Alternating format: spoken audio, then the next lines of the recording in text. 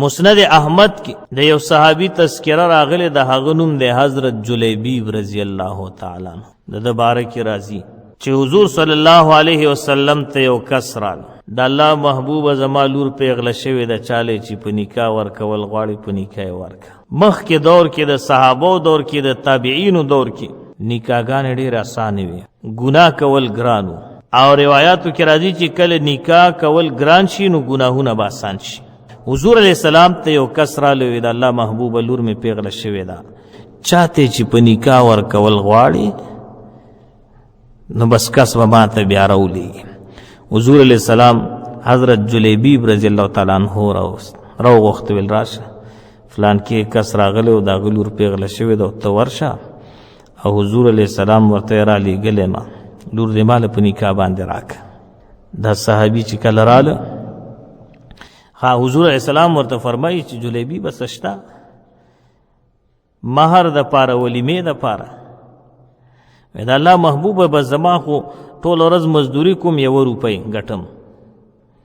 او هغه هم داسې کوم چې 9 روپۍ زه خپل استعمال کوم 9 روپۍ د الله په نوم باندې ورکوم وای نور خو راسره هېڅ هم نشته حضور علیہ السلام ورته فرمایي زه ورشه عثمان غني ته ووایه هغه در سره تعاون وکړي الله اکبر عثمان غنی سے بوله پیسې ورکی ویل دا واخلا او جلیبی به که نور دیم ضرورت وکنه بیا ما تراشه دی لاړ هغه صحابي ته هغه چې کله ورله ویل زه حضور علیہ السلام را لیږلم ویلې ټیک ده نو دا کور ته لاړه د خپلې بیبي سره مشوره کې چې حضور علیہ السلام خو حضرت جلیبیب را لیږلی نو جلیبیب خو انتہائی مسکین و فقیر انسانو دنیا کې لوی سلور مشران تیر شوي خان سو سلور مشران یو د مجاهدینو مشر هغه څوک دی جناب محمد رسول الله صلی الله علیه وسلم یو د مسکینانو مشر د ټول دنیا د مسکینانو مشر څوک دی حضرت عیسی روح الله علیه السلام او یو د بیمارانو مشر او سردار هغه حضرت ایوب علیه السلام او یو د بادشاہانو مشر هغه حضرت سلیمان علیه السلام دا مسکینان فقیران غریبانان دا په خپل غریبه مخه پکېږي دا مسکینان او غریبانان به د حضرت عیسی علیه السلام سره د قیامت پر اس په صف کې ولاړي مجاهدین به د حضور علیه السلام په صف کې بیماران چې چا په بیماری صبر کړي دا به د حضرت ایوب علیہ السلام په صف کې ولاړي او عادلان بادشاہان با د حضرت سلیمان علیہ السلام سره په صف کې د عرش د سوري لاندې ولاړي حضرت جلیبیب خو مسکین او فقیر انسانو رضی الله تعالی عنہ بیبی ته چوي هغه لږ شانته خاموش وي دا بس کو دا سړی خو ډېر غریب دی نو هغه لورې چې کم د هغې ورته ویل مورې غریبۍ او مالدارۍ ته مو ګوره دا چې چا رالیږلی دی د کائنات سردار د جناب محمد رسول الله صلی الله علیه وسلم سترګو ته وګوره الله اکبر داسې دیندار زنانه به دې دور کې پیدا کړي ویل سیده لاړ شوې تیاری وکړه نو تیاری باندې خو ورځ نیمه لګي که نه چې حضرت جلیبیب رضی الله تعالی عنہ تیاری شروع کړې وه چې دغه ټیم کې آواز راله چې حضور علیہ السلام د احد میدان ته لاړه جهاد د پاره حضرت جلیبیب رضی الله تعالی عنہ ته ګوره چې د حضور د حکم اهمیت په زړه کې څومره دی کمې پیسې چې عثمان غنی صاحب ورکړې وي د مدینې منورې بازار ته راغله او ماغه پیسو باندې یو اس توره ډال نیزې غشي دی واخیسته ویل واده به خپل کار کوي زه د احد میدان ته ځان رسوه د احد میدان ته ځان رسو او د کافرانو خلاف قتال او جهاد وکړه په هغې جهاد کې په هغې قتال کې په غزوه احد کې حضرت جلیبیب رضی الله تعالی عنه په شهادت ورسېد او څومره غشي چې لګېدلی نو مخامخ په سینه باندې لګېدلی یو غش هم د شانه نه دی خوړلی ډایرکټ به ورتله کافرانو باندې د خپل اندازه ولګوه چې صحابه کرامو څومره قرباني ورکړې دین د پاره او د حضور د حکم د پاره چې خپل ودونه قربان کړي دي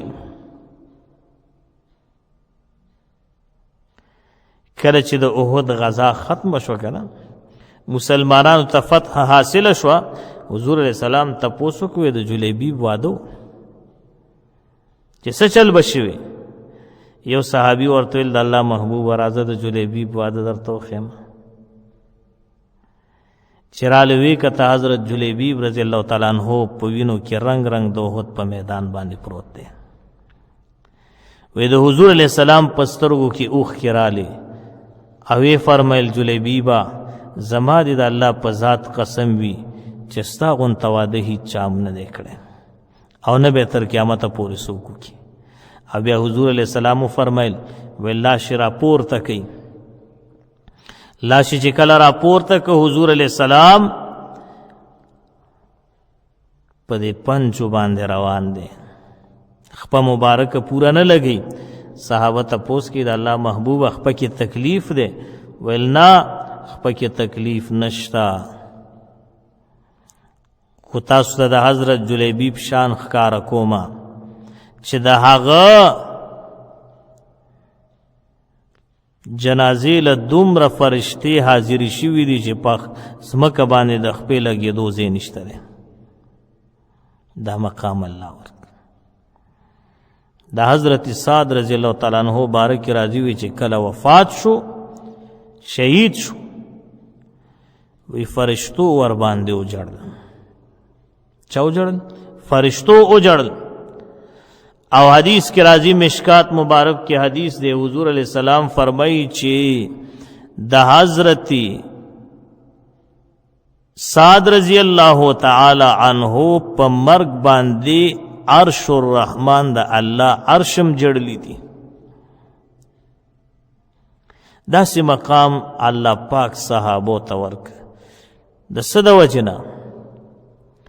صرف د دې وجنه چې د حضور صلی الله علیه وسلم هر حکم فوراً عملی کړی دی نه جان ته کتلی نه مال ته کتلی نه واده ته کتلی نه بل ستا نه بل ستا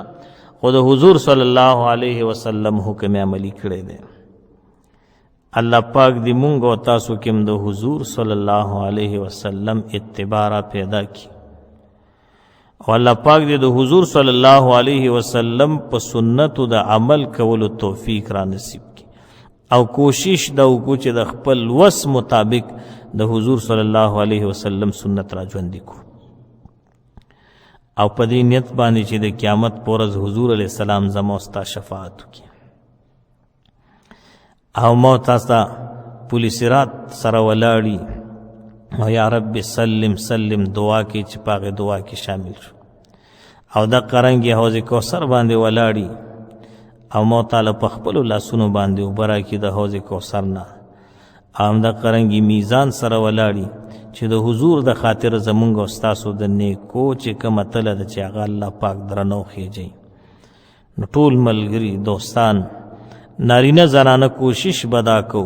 چې د حضور صلی الله علیه وسلم سنت عملی کو ژوندي کو په هغه باندې عمل کو هذا واخر دعوانا ان الحمد لله رب العالمين سبحان ربك رب العزة عما يصفون